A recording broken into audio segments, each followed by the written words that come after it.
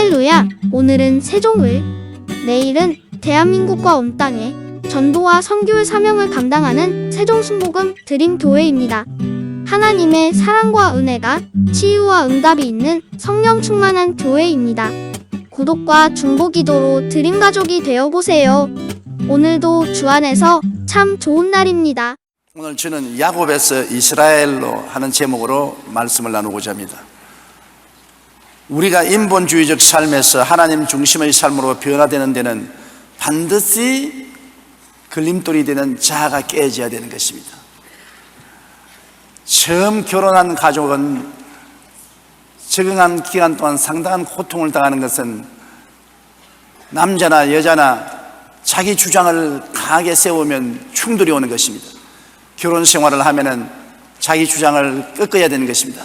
아내도 자기 주장을 꺾고 남편도 자기 주장을 꺾고 좋아하는 기간이 필요한 것입니다. 그걸 못 끊으면 풍파가 일어나고 마는 것입니다. 신앙생활도 안 가진 것입니다. 우리가 세상에서 완전히 인본주의로 내 중심으로 살다가 예수를 믿고 하나님께 돌아오면 하나님 중심으로 살고 하나님 섬기면서 살고 하나님 좋아하는 건 내가 좋아하고 하나님 싫어하는 건 내가 싫어하고 하나님과 더불어 살자면 내가 깨어져야 되는 것입니다. 자아가 깨어지는 과정이 반드시 필요합니다. 하나님이 사용하신 하나님의 사람들은 모두 다 이 변화의 체험을 한 사람들인 것입니다. 여러분들도 하나님과 함께 인생을 살려면 누구를 불구하고 이 변화의 체험을 하게 되는 것입니다. 교회의 성례 가운데 가장 중요한 것은 침례와 성찬입니다. 그런데 종교개혁가 마르틴 루터는 침례와 성찬에 이어 고난을 제3의 성례라고 말했습니다. 침례를 통해 그리스도와 연합을 확인하고 성찬을 통해 그리스도의 성품에 참여하였다 할지라도 고난 가운데 자아가 깨어지지 아니하면 아무리 침례를 받고 아무리 성례를 통해서 하나님의 은총에 참여했다 해도 하나님의 역사가 일어날 수가 없는 것입니다. 그렇기 때문에 우리 예수 믿는 사람들은 침례 받고 성찬 떼고 고난을 통해서 자기를 깨뜨려야 되는 것입니다. 적은 고난에 확 깨어지면 좋지요. 어린아이를 교육할 때 매 한 대에 완전히 애가 깨어져서 순복하면 좋지만은 고집을 부리면 10대를 때리고 20대를 때리고 30대를 때립니다. 우리 하나님께서 우리를 변화시키기 위해서 고난을 주실 때 우리가 쉽게 순종하고 전부 열어서 손들고 옵니다고 나오면 간단히 해방될 수 있는 것입니다. 그러나 고집을 부르고 반항하고 내 길로 가면은 얼마나 많이 맞을지 형언할 수 없는 것입니다. 세상 사람들은 안 때려요. 세상 사람 때려서 뭐합니까? 여러분 자식 때리지 이웃집 자식 때립니까? 이웃집 자식이야 흙탕물에 뒹굴던 대소변을 보던 뭘 관계할 것입니까? 내 자식은 흙탕물에 들구면 끌어내어서 엉덩이를 때리고 우습지 않습니까? 여러분은 하나님의 자식이기 때문에 하나님이 그렇게 하시는 것입니다. 세상 사람들이야 어떻게 살든 종국은 심판받아 멸망받을 사람들이니까 하나님 관심 갖지 않지요. 이렇기 때문에 우리가 고난당하는 것은 하나님이 우리를 사랑하사 하나님 원하는 사람들이 되기를 원하시기 때문인 것입니다. 오늘 이 예를 야곱의 생애를 통해서 우리가 알아보십시다. 야곱은 외삼촌 집에서 20년 머슴살이 한 끝에 하나님의 은총으로 굉장히 축복을 받았어요. 상상을 초월하게 축복을 받았습니다. 하나님의 기적적인 축복으로 거부가 되어 돌아옵니다. 그가 창세기 32장 10절에 기도할 때 나는 주께서 주의 조용에 베푸신 모든 은총과 모든 진실하심을 조금도 감당할 수 없사오나 내가 내 지팡이만 가지고 이 요단을 건넜더니 지금은 2때나 이루었나이다. 외삼촌 집으로 도망올 때는 지팡이 하나 짚고 쏘았는데 이제 20년 세월이 흘러가고 난 다음 고향으로 돌아올 때는 한때 2때 바다에 모래수와 같이 많은 짐승떼를 거느리고 거부가 되어서 돌아오게 된 것입니다. 그런데 그가 돌아올 때 마음에 고통이 있습니다. 왜냐하면 형하고 사이가 나빴거든요. 팥죽 한 그릇으로 형의 장자권을 빼앗고 나중에는 형처럼 양털을 온 손에 바르고 목에 발라서 눈이 어두운 아버지 야곱에게 가서 형이라고 속이고 축복을 다 받고 그 형이 노예에서 죽이려고 하니까 어머니가 친정집으로 도망을 보낸 것입니다. 그런데 20년 후에 돌아와도 그 마음의 상처가 그대로 남아있거든. 그래서 사람을 미리 보냈었어요. 야곱이 고향으로 돌아오는데 형님이 용납해 주십시오. 그런데 야복 나루터에 왔는데 흘레벌떡하고 보낸 사자들이 와서 말이 큰일 났습니다. 주인님, 형님이 400인의 장정을 거느리고 분도 막심해서 일어나 찾아옵니다. 창세기 32장 6절로 7절에 사자들이 야곱에게 돌아와 이르되 우리가 주인의 형 에서에게 이른즉 그는 400명을 거느리고 주인을 만나려 오더이다. 야곱이 심히 두리고 답답하다. 한판 싸우기 위해서 400명이나 장정을 거느리고 오니 이제는 야곱은 죽었다고 생각하는 것입니다. 공포에 휩싸였습니다. 이 어려움을 어떻게 해결할 것이냐. 아무리 부자가 되어서 돌아온들 형 400인의 장령들이 와서 칼로서 치기 시작하면 다 죽고 재산 다 뺏기지 않습니까? 그래서 형에게 어떻게든지 인간적 수단으로 마음을 얻어볼까 싶어서 암염소 200마리, 순염소 20마리, 암양 200마리, 순양 20마리, 전나는 낙타 30마리 그 새끼, 암소 40마리, 황소 10마리, 암낙이 20마리 그 새끼 낙이 10마리를 예물로 보냈습니다. 그리고 말하기를 창세기 32장 20절에 또 너희는 말하기를 주의 종 야곱이 우리 뒤에 있다 하라 하니 이는 야곱이 말하기를 내가 내 앞에 보내는 예물로 형의 감정을 푼 후에 대면하면 형이 혹시 나를 받아주리라 하였더라. 그래서 물질을 보내어서 형의 마음을 녹이려고 했습니다. 그래도 그는 마음에 안심이 안 돼요. 형의 성격을 아는 것입니다. 물불을 가라지 않은 형의 성격을 알기 때문에 형이 선물로 주는 선물은 다 빼앗고 또 사람을 죽일 수가 있습니다. 그래서 그는 가족들을 먼저 야복강을 건너게 한 것입니다. 창세기 32장 22절로 23절에 보면 밤에 일어나 두 아내와 두 여종과 11 아들을 인도하여 야복 나루터를 건널세 그들을 인도하여 시내를 건너가게 하며 그의 소유도 건너가게 하고 다 건너보내고 자기는 안 건너갑니다. 왜냐? 최악의 경우에 도망치겠다. 처자야 죽든 말든 내가 살아야지 뭐 내 죽고 처자들 살면 무슨 소용이 있느냐. 처자는 죽더라도 내가 살아야 되겠다. 이게 야곱입니다.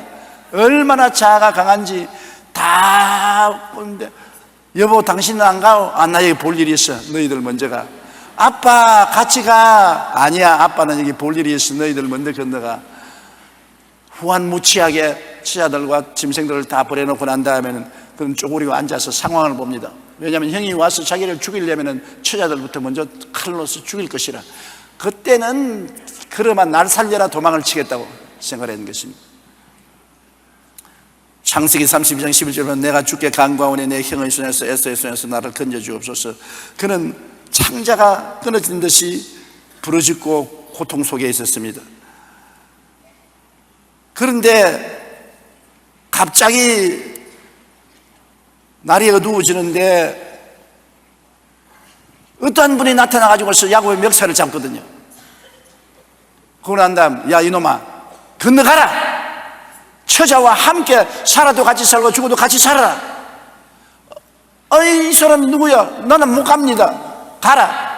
그래서 일본 실험을 합니다. 일본 실험은 밀기 아닙니까? 한국 실험은 허리발을 잡고서 하지만 일본 실험은 밀기거든. 막 이 사람이 야곱을 밀어서 야복강을 건너가라고 하는 게 야곱은 안 가겠다고 같이 밀고 둘이가 밤새도록 밀고 땡기는데 야곱의 고집이 얼마나 센지 날이 셀 때까지 양보 안 하는 거예요. 나는 처자는 죽더라도 나는 살아야 될 테니까. 야 이놈아 처자가 죽으면 너도 같이 죽어야지. 살아도 같이 살고 죽어도 같이 죽어야 되느냐. 너 건너가라. 건너가라. 못 건너가요. 못 건너가요. 그때까지도 야곱은 자기가 실험하는 것이 누군지 몰랐습니다. 여러분 하나님의 사자인데 그때 하나님의 사자는 육신으로 오기 전 예수님이신 것입니다. 예수님하고 밤새도록 실험을 하는데 예수님이 도저히 안 되겠단 말입니다. 그래서 주님이 어떻게 하느냐 손을 들어서 환두뼈를 쳤습니다. 그래 환두뼈가 어그러지니까 그 자리에서 쓰러져서 절름발이가 됐죠. 절단 났습니다. 꿈이 다 깨졌습니다. 도망을 취해야 되는데 이제는 환두뼈가 어그러졌으니까 이러고 어떻게 도망을 칩니까?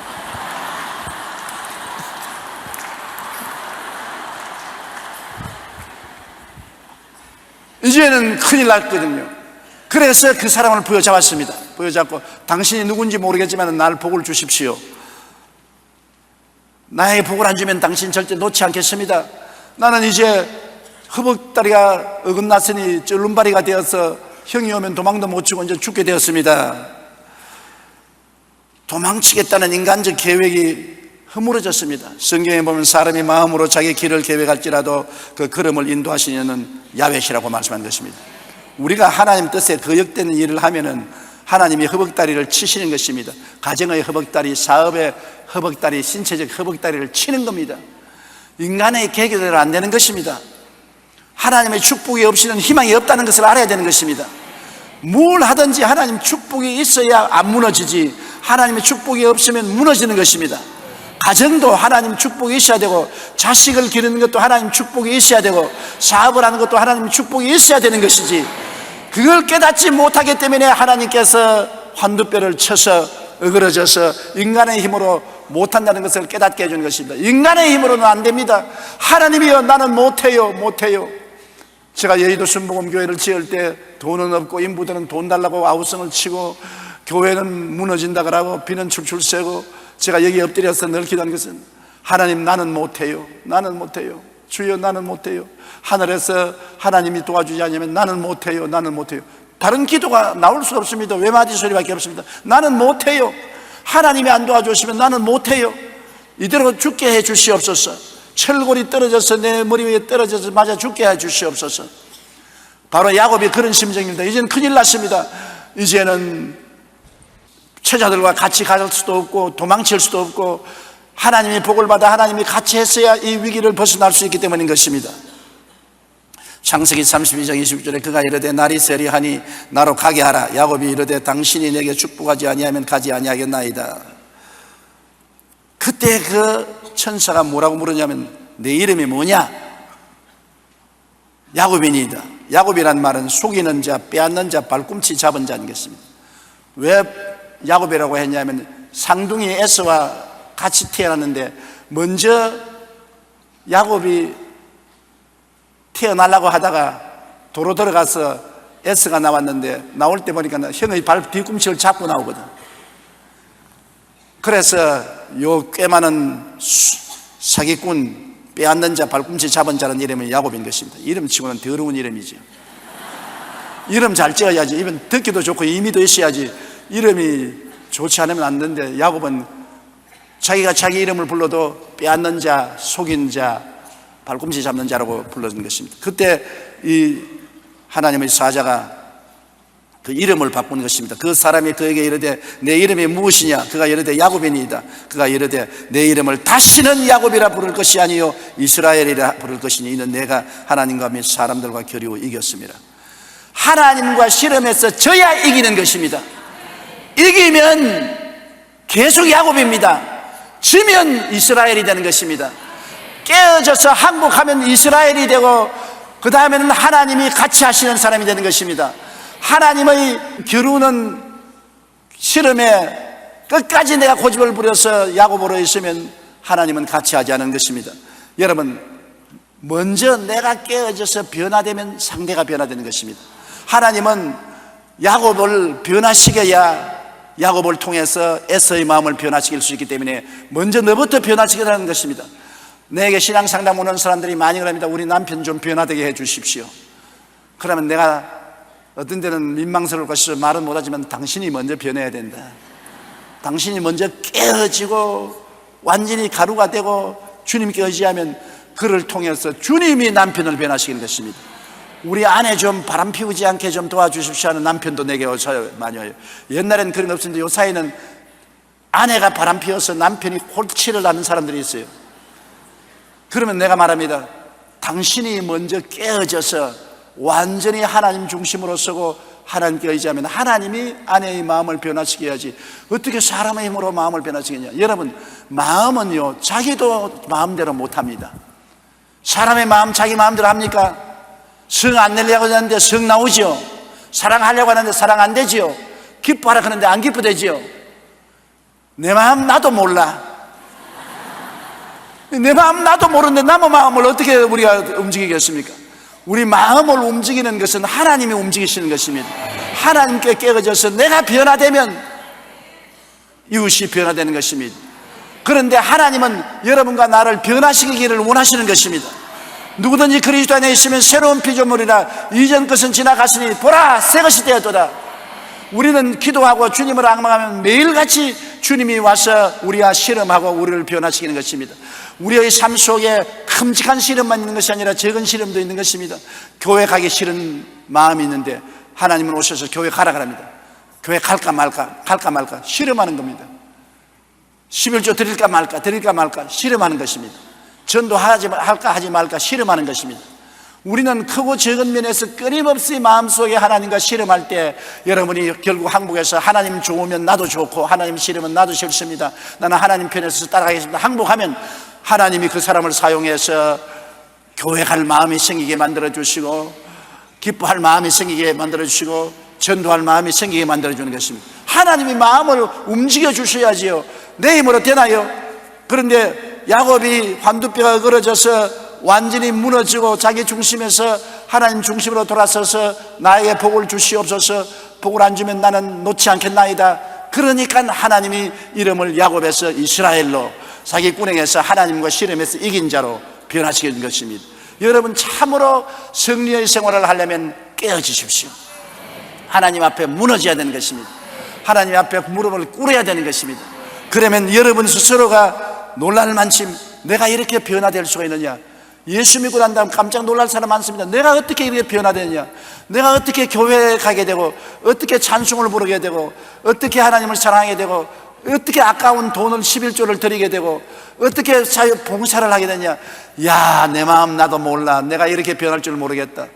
당신이 어떻게 그렇게 변했느냐, 얘들아 네가 어떻게 그렇게 변했느냐. 하나님이 변화시켜 주는 것입니다. 내가 불광동에서 개척할 때 우리 교회에 와서 고통을 많이 주던 박종선 목사, 이정부 교회 담임인 박정선 목사님은 그때 주묵잡이였었습니다. 교회 와서 촛대고 뭐고 모두를 다 가져가서 팔아먹어버린 거예요.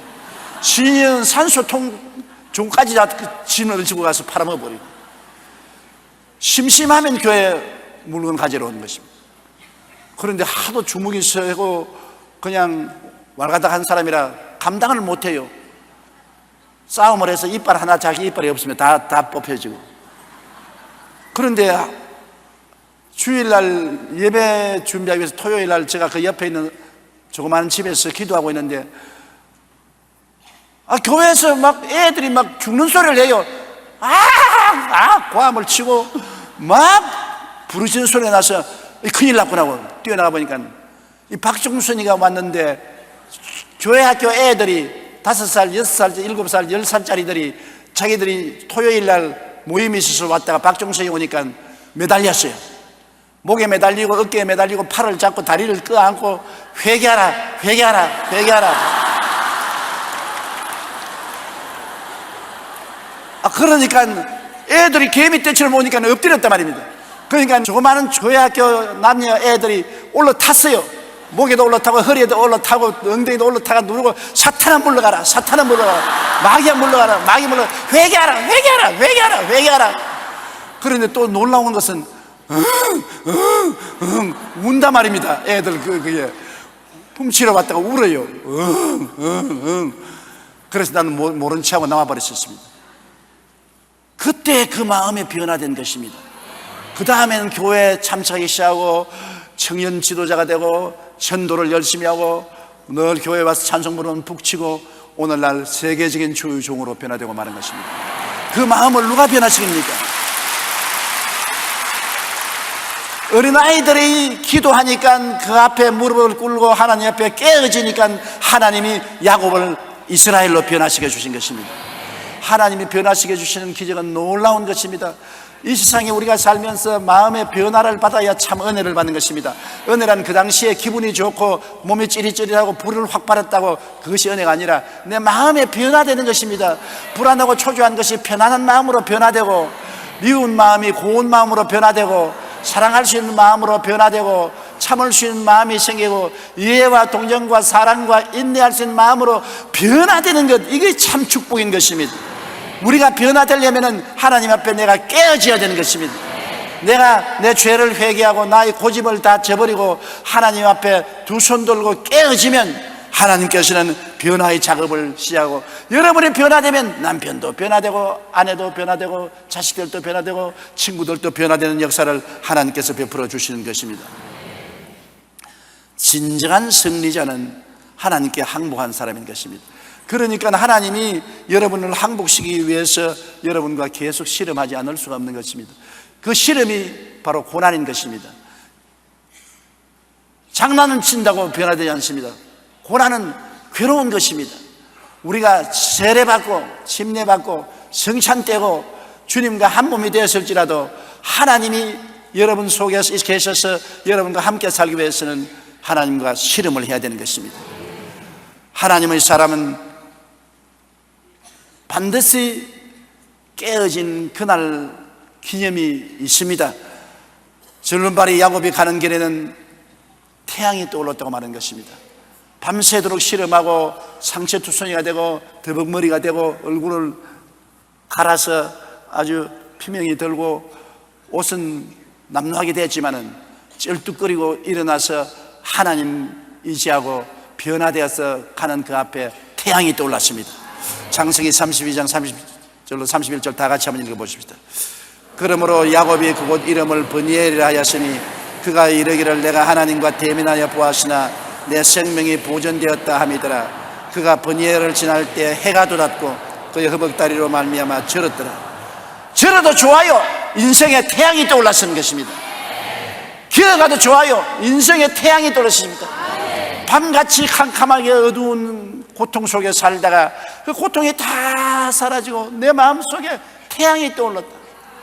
20년의 세월 동안 형에 대한 두려움과 불안과 공포를 가지고 살았었습니다. 하루도 마음이 편하지 않았었습니다. 그러나 천사와 씨름하고 자기가 깨어지고 난 다음에 자기 모든 인생을 하나님께 내맡겼습니다. 이제 쫄뚝발이가 되었으니 도망을 못 치니 사나 죽으나 하나님께 맡겼습니다. 염려와 근심도 하나님께 맡기고 살고 죽는 것도 하나님께 맡기고 먹고 사는 것도 하나님께 맡기고 처자도 하나님께 맡기고 완전히 하나님께 맡기고 나니까 그 마음속에 태양이 떠오르기 시작한 것입니다. 어두움이 사라졌습니다. 우리의 인생에 어두운 그림자가 사라져야 되는 것입니다. 무슨 어두운 그림자라도 있으면 여러분 하나님께 부르짖어 의지하고 맡기고 여러분 마음속에 태양이 떠오르게 하십시오. 비록 그는 쩔뚝거리고 갔지만은 이제는 하나님이 같이 하는 하나님의 사람입니다. 야곱이 아니라 이스라엘입니다. 그가 약복강을 건너갈 때 가족들이 보고 놀랐습니다. 밤새도록 안 오던 데면 온 머리는 다 산발이 되고 얼굴은 시커멓게 멍이 들었고 옷은 찢어지고 흙두성이가 되고 그것도 좋은데 쩔뚝거리고 그렇게 오는데 얼굴은 보니까 저녁에 얼굴은 아주 흉악한 얼굴이더니만 아침에 쩔뚝거리고 오는 얼굴은 태양이 떠올랐었습니다. 그렇게 기쁨이 충만하고 평안하고 웃음이 넘치면서 쩔뚝쩔뚝하면서 오너라 가자 너 다 내 뒤에 서라 내가 앞장선다 다 거느리고 앞장서서 가는 이제는 깨어지고 변화되었으므로 가족을 책임지게 된 것입니다. 가족 버리더라도 살겠다는 거 아닙니다. 내가 죽더라도 가족은 살리겠다. 그리고 그는 이제 전적으로 하나님을 의지하고 믿음으로 행진하는 것입니다. 형이 니를 갈고 칼을 뽑고 단칼에 베려고 뛰어오는데 보니까 온 옷은 찢어지고 흙두성이가 된 것이 구부러져서 일하고 오거든.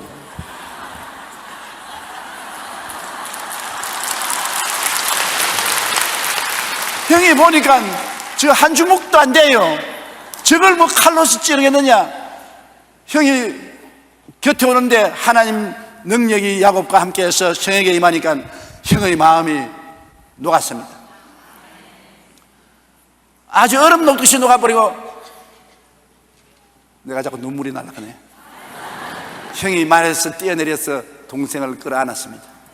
20년의 원한이 눈처럼 녹아버리고 마는 것입니다. 하나님이 그렇게 했지 사람 힘으로 안 됩니다. 형이 집을 떠날 때는 완전히 야곱을 박살을 내려고 떠났는데 쩔뚝거리는 야곱 앞에 와서 쩔눈바리에게 형이 400인의 장정을 거느리고 항복한 것입니다. 형의 원한이 사라지고 동생의 목을 끌어안고 엉엉 울었습니다. 어떻게 이런 기적이 일어날 수 있는 것입니까? 형의 그 완악한 마음이 어떻게 녹아질 수 있었습니까? 야곱이 변화되었기 때문에 형의 마음이 변화된 것입니다. 야곱이 이스라엘이 되었기 때문에 하나님이 같이 하셔서 하나님이 형의 마음을 변화시켜버리고 마는 것입니다. 먼저 내가 야곱이 이스라엘로 변화되면 하나님이 나를 사용하는 것입니다. 하나님이 사용하면 못할 일이 없습니다. 홍해에서도 갈라지고 여리고도 무너뜨리는 하나님인데 뭘 못하겠어요? 먼저 내가 변화되면 나를 통해서 하나님은 어떠한 역사도 베풀 수 있다는 것을 여기 보여주는 것입니다.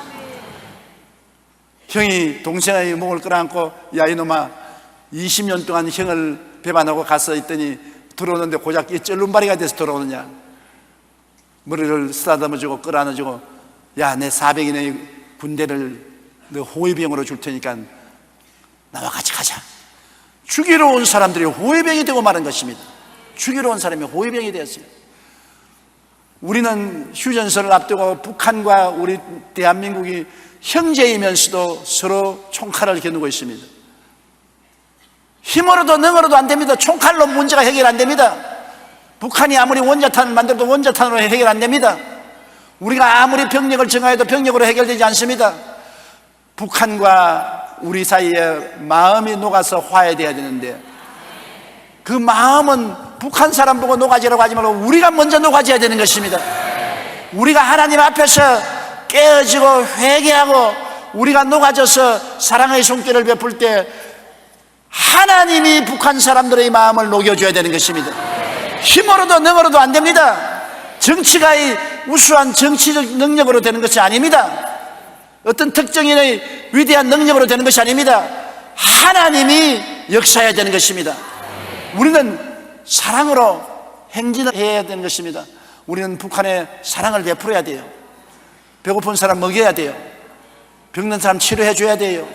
불쌍한 사람 도와줘야 돼요.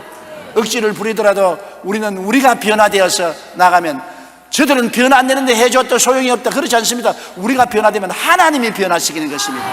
하나님이 우리 기도를 듣고 하나님이 변화시키는 기적을 베풀어 주는 것이기 때문에 여러분 하나님과 함께 사는 사람이 돼야 되지 하나님 없이 사는 사람은 기적이 일어날 것을 기대할 수 없습니다. 하나님과 함께 사는 사람은 기적이 일어날 것을 기대할 수 있는 것입니다. 창세기 33장 4절 우리 다 같이 한번 읽어보십시다. 에스가 달려와서 그를 맞이하여 안고 목을 어긋맞추어 그와 입맞추고 서러우니라. 세상에 20년 원한을 가지고 이를 갈던 이 원수가 동생 앞에 와서는 여기 와서 그냥 온 것이 아니라 그를 안고 달려와서 그를 안고 목을 어긋맞추어 또 입까지 맞추었네. 그리고 엉엉 울었습니다. 너무나 아름다워요. 하나님만이 이렇게 할 수 있습니다. 사람은 못해요. 하나님은 이런 기적을 베풀 수 있는 것입니다. 내가 변화되면 하나님이 나를 사용하는 것입니다. 에스가 이르되 우리가 떠나자 내가 너와 동행하리라. 얼마나 놀랍습니까? 야곱이 죽고 이스라엘로 변화되면 그때 참된 승리자가 되는 것입니다. 우리는 생각하기를 육신으로 생각해서 내가 죽으면 내가 손해나지. 부부간에 싸우면서 내가 지면 내만 손해나지 않냐. 그래서 부부간에 싸울 때 없는 말 있는 말 다 하는 것은 상대방의 창자를 뒤엎으려고 그렇게 하는 것입니다. 부부간에 싸울 때 말 믿으면 안 돼요. 그거는 어쩐지 상대방의 창자를 뒤엎어 놓으려고 부인도 남편에게 있는 말 없는 말 다 하고 남편도 부인에게 있는 말 없는 말 다 하는데 진정이 아닙니다. 그거 진정이 아니에요. 그건 선전용인 것입니다. 그 말을 믿으면 안 돼요. 내가 이겨야 되겠다고 고집을 부리는데 그건 육신의 생각이에요. 그럴 때 내가 끄꾸러져서 깨어져서 내가 울고 하나님께 회개하고 항복하면 하나님이 야 이놈아 변화되라. 야 너 변화되어라. 하나님이 햇빛을 비추면 어느 얼음 장사가 얼음을 보존할 수 있겠습니까? 아무리 얼어붙은 동산도 봄이 오면 녹아져요. 봄이 오면 녹아져요. 하나님 앞에 안 녹아질 사람 누가 있는 것입니까? 이사야 41장 14절 우리 다 같이 한번 읽어보십시다. 버러지 같은 너 야곱아 너 이스라엘 사람들아 두려워하지 말라. 나 야훼가 말하니 내가 너를 도울 것이라. 내 구속자는 이스라엘의 거룩한 자니라. 보십시오. 너 버러지 같은 야곱아. 버러지 상대가 됩니까? 꿈틀꿈틀 기어오는 버러지, 그 바람에도 날아가고 발로 차버리면 날아가고 밟으면 터져버리는데, 나는 버러지 같습니다. 나는 우리 집에 버러지 취급받습니다. 나는 내 친구들 가운데 버러지같이 취급받습니다. 그렇게 생각하는 사람이 있습니까? 내가 예수 믿고 버러지가 되면은 내 혼자 있는 것이 아닙니다. 야훼가 말하네, 내가 너를 도울 것이라. 버러지가 되면 하나님이 도우시는 것입니다. 그러니 하나님 도우시는데 누가 망하게 하는 것입니까? 하나님의 문을 열면 닫을 자가 없고 닫아놓으면 열 자도 없습니다. 하나님이 일으켜 세운 사람 끌어내릴 수가 없고, 하나님이 끌어내리는 사람 일으켜 세울 수도 없는 것입니다. 버러지가 되는 것, 주님 앞에 깨어져서 쩔른발이 버러지가 되는 것, 여러분은 패배자가 아닌 것입니다. 하나님 앞에 깨어지고 지는 자가 진정한 승리자가 되는 것입니다. 로마가 유럽을 제패하고 대로마 제국이 된 것은 콘스탄틴 황제 시절입니다. 주 312년 콘스탄틴은 막강한 군대를 가진 막센티우스와 로마의 티베르 강에서 서로 대치하여 밀비안 다리에서 전쟁을 하게 된 것입니다. 거기에서 이기는 자가 로마와 전 세계를 점령하는 것입니다. 그래서 큰 고통에 빠진 이 콘스탄틴 황제는 고민을 하고 자기 막사에서 이 전쟁을 어떻게 이길까 하는데 환상이 나타났습니다. 십자가에 못 박여 피 흘리고 죽어가는 예수님이 나타나셨습니다. 그러면서 그에게 말씀이 들려왔습니다. 너가 승리를 하면은 이 로마 제국을 주님을 믿는 나라로 만들겠느냐? 너 제 황제가 되면 깨어지고 주님의 종이 되겠느냐? 그는 말했습니다. 이 전쟁에 이기면 나는 로마 제국을 완전히 하나님께 바치고 나는 주의 종이 되겠나이다. 십자가를 주시면서 이 십자가로 이겨라. 그래서 그는 당장 그 환상을 보고 난 다음 그가 본 십자가를 로마 군인의 투구에 전부 십자가를 그리고 방패에다가 십자가를 그리고 그러고 난 다음에 전쟁에 나가서 적은 군대로서 큰 군대를 거느리고는 막센티우스의 군대를 괴멸시켰었습니다. 그리고 대승을 거두었었습니다. 그래서 콘스탄틴은 기독교를 온 천하에 공인하고 그냥 강제로 어떤 나라든지 예수 합의되면 가만 안 둔다. 그래서 구라파가 기독교 국가가 되어버리고 마는 것입니다. 하나님의 능력이 임하여서 야곱인 그가 이스라엘로 하나님 앞에 깨어지고 하나님 종이 되겠다고 하자 하나님이 그와 함께 싸워주셔서 전쟁에 이기고 로마를 하나님 손에 쥐게 된 것입니다. 야곱의 하나님은 콘스탄틴 대제에게도 또한 오늘 우리에게도 그러한 변화의 야복강을 주십니다. 그리고 야곱에게 명령했던 대로 우리에게도 오직 하나님만 믿고 의지하며 야복강을 건너라고 말씀해 주시는 것입니다. 여러분에게도 야복강이 있어요. 남편이 야복강이 될 수도 있고, 아내가 야복강이 될 수도 있고, 자식이 야복강이 될 수도 있고, 사업이 야복강이 될 수도 있고, 살아야 되겠는데 어찌할 바를 모르고 고통당할 때가 있습니다. 그 야복강을 승리로 건너게 하는 자는 하나님이신데, 태양이 떠오르게 하기 위해서는 야복강에서 깨어져야 되는 것입니다. 야곱이 이스라엘로 변화되어야 되는 것입니다. 그러면 여러분의 인생에 태양이 떠오르게 되는 것입니다.